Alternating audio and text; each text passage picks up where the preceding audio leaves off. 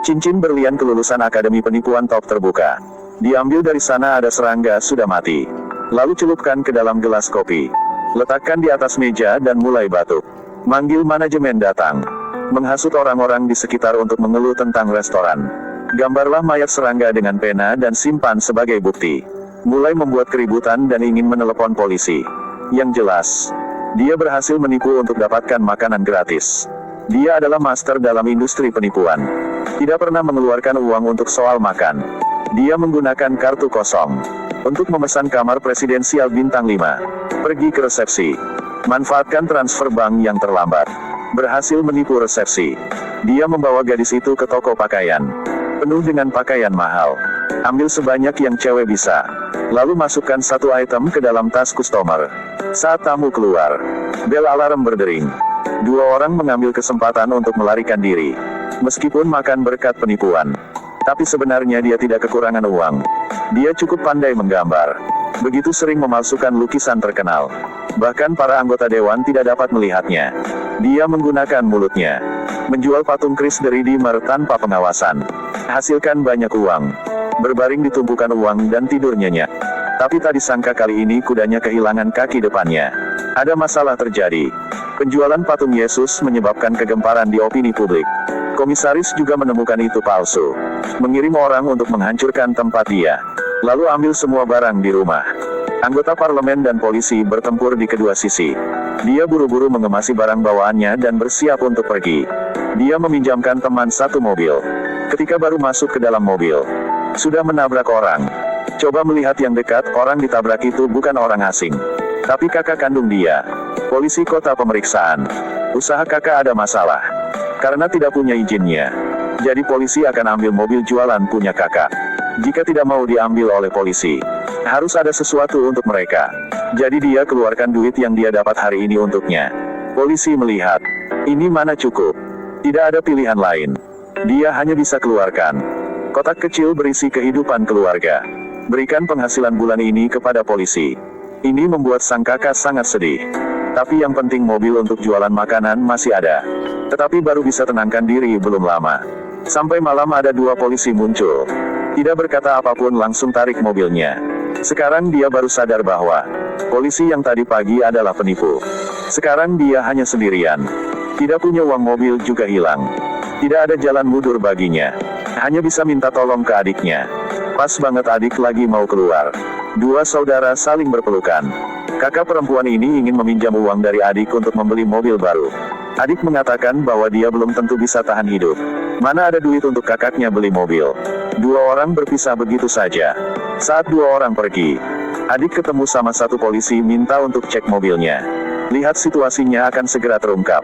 Pada saat ini, kakak perempuan tiba-tiba datang. Membuat perutnya jadi besar, lalu pelahan jalannya. Tidak berkata apapun. Memarahinya tanpa henti. Membuat polisi tidak tahu harus berbuat apa. Apa yang sedang terjadi? Apakah ada moralitas keluarga di sini? Pria yang bereaksi dengan kecepatan altar. Bermain peran instan. Berdebat membuat polisi pusing. Tidak memeriksa apapun dan melepaskan mereka. Pria itu menemukan bahwa sang kakak juga mampu menjadi penipu. Berubah pikiran dan membawa ikutnya. Dua orang mulai kerjasama untuk mengelabui orang. Menginap di hotel bintang 5. Beli banyak barang branded. Mengatasi masalah makan. Dua orang menatap sepotong daging berlemak. Perusahaan kapal pesiar. Satu wanita kaya dan cantik ingin menyewa kapal pesiar. Kakak penipu siapkan kesempatan. Satu foto selfie. Berhasil mengambil foto yang ditandatangani oleh wanita kaya. Tepat setelah itu orang ini pergi naik ke lantai. Katakan dia adalah asistennya. Nyonya mengatakan bahwa dia salah ambil ceknya. Jadi setuju untuk ditukar. Cara bercerita melalui mata dan bahasa manisnya membuat gadis itu percaya. Berhasil menggunakan cek palsu untuk mengonversi ke yang asli. Menuju ke bank. Karena tulisan tangan yang tidak jelas. Jadi orang tidak mau bantu tukar duit. Bisakah ini menyulitkan pria ini? Memberikan pidato yang murah hati di lobi. Memprovokasi orang-orang di sini. Memaksa bank untuk mematuhi opini publik. Enggan berkompromi. Saat ini, berhasil menipu sejumlah besar uang. Pria itu membelikan kakaknya satu mobil. Dua orang merayakan dengan gembira. Hasilnya tidak terlihat. Cepat mengambil uang di langit penuh bulu ayam. Begitu polisi datang, Dua saudara harus say goodbye pada uang. Mereka tidak punya uang, terpaksa menghabiskan malam di dalam mobil. Radio sedang diputar sekarang. Berita tentang mereka. Tempat ini tidak bisa tinggal lama. Hari kedua. Dua orang memakai baju dokter. Pegang dua kotak pertolongan. Berbohong tentang memberikan perawatan darurat kepada pasien. Berhasil naik pesawat dan pergi dari situ. Turun dari pesawat, kakak mau ke kamar mandi. Dan adik sudah ditangkap. Dia berbicara kepada orang-orang tentang dosa-dosanya dan pekerjaannya. Berjanji akan membantu polisi menangkap yang lain. Dia mulai menggambar lagi. Lalu siarkan beritanya. Segera pembeli datang. Tempat transaksi terletak di kuburan. Kakak berhasil menyelesaikan transaksi. Tetapi ketika pembeli selesai membeli, mengadakan lelang lagi. Pria dengan berjanggut palsu memakai kacamata, menyamar sebagai pelayan dan menyelinap ke situs lelang. Datang dan mengekspos pedagang di tempat. Anggota parlemen. Jadi dia mengkhususkan diri dalam membeli lukisan oleh seniman terkenal. Hasilkan uang dengan lelang. Pria berjasa. Pengurangan kalimat. Akhirnya dia berubah. Buka toko jualan makanan dengan kakaknya. Dan nama adalah Resto Penipuan.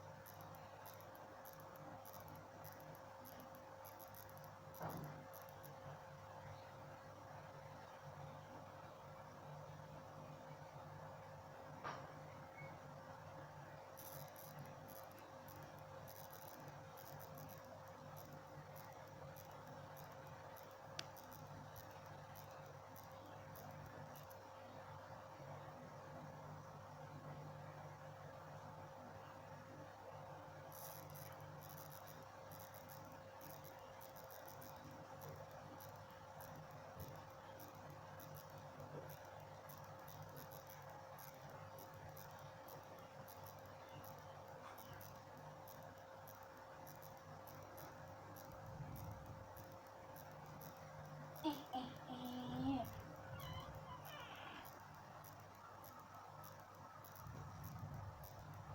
Popo boy. Popo.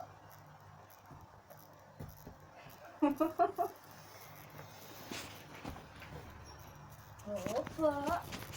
Kucing. Allah kucing. Allah kucing. Allah kucing.